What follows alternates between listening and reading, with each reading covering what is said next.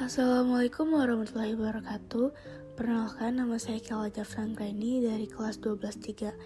Di sini saya akan menjelaskan materi bab 2, yaitu wirausaha untuk masa depan. Selanjutnya ada terisi, yaitu A. Menyimak informasi dari media, B. Mengenal instruksi dalam teks prosedur kompleks, C. Struktur dan kaidah kebangsaan teks prosedur kompleks, D. Menulis teks prosedur kompleks. A. Menyimak informasi dari media. Menyimak informasi dari media adalah proses aktif mendengarkan dan memahami pesan yang disampaikan melalui berbagai bentuk media, seperti radio, televisi, podcast, atau media elektronik lainnya. Tujuannya adalah menangkap ide, gagasan, dan rincian penting yang terkandung dalam materi tersebut. B. Mengenal instruksi dalam teks prosedur kompleks. Yang pertama, pengertian dan tujuan teks prosedur kompleks. Teks prosedur kompleks merupakan teks yang berisi langkah-langkah yang harus ditempuh untuk mencapai tujuan yang diinginkan, dan terdapat penjelasan atau keterangan dalam langkah tersebut. Teks prosedur kompleks ditulis dengan tujuan untuk menunjukkan atau menjelaskan cara mengerjakan sesuatu dengan langkah-langkah yang urut. Yang kedua, ciri teks prosedur kompleks. A. Berisi langkah-langkah atau tahapan. Langkah berkelanjutan dengan penjelasan. B. Menggunakan syarat atau pilihan. C. Disusun secara informatif.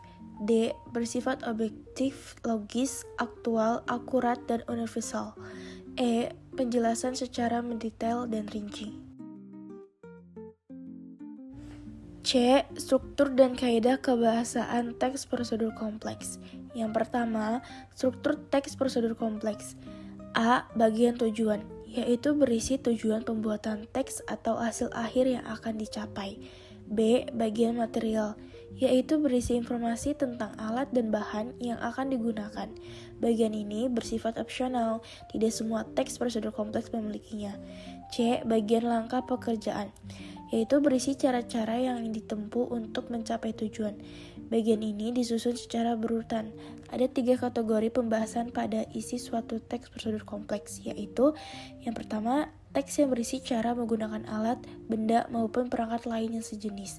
Yang kedua, teks yang berisi cara melakukan suatu aktivitas.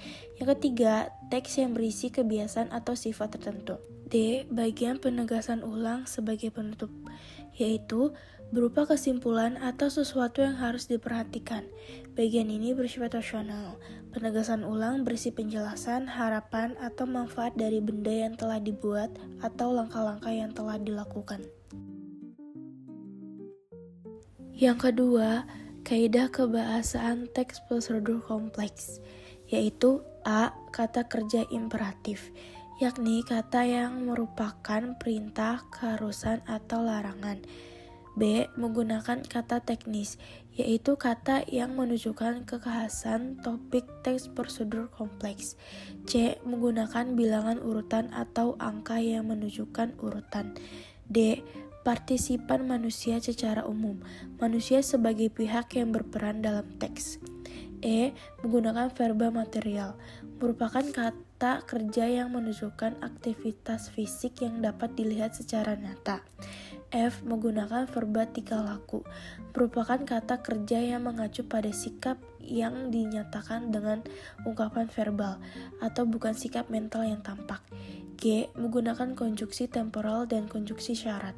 Konjuksi temporal merupakan kata penghubung yang menyatakan urutan waktu, menjelaskan hubungan waktu antara dua hal atau peristiwa yang berbeda.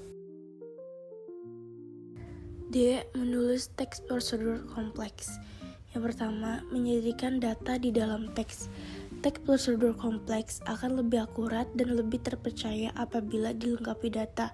Data bermanfaat memperjelas informasi dan mendukung ide pokok teks. Data dapat disajikan dalam berbagai bentuk, misal bentuk grafik, plot, diagram, dan teks.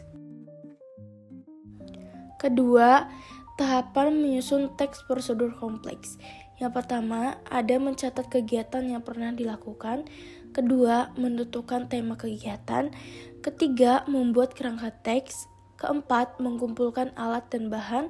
Kelima, mengembangkan kerangka. Itu saja yang dapat saya sampaikan dari materi bab 2 ini. Kurang lebihnya mohon maaf. Wassalamualaikum warahmatullahi wabarakatuh.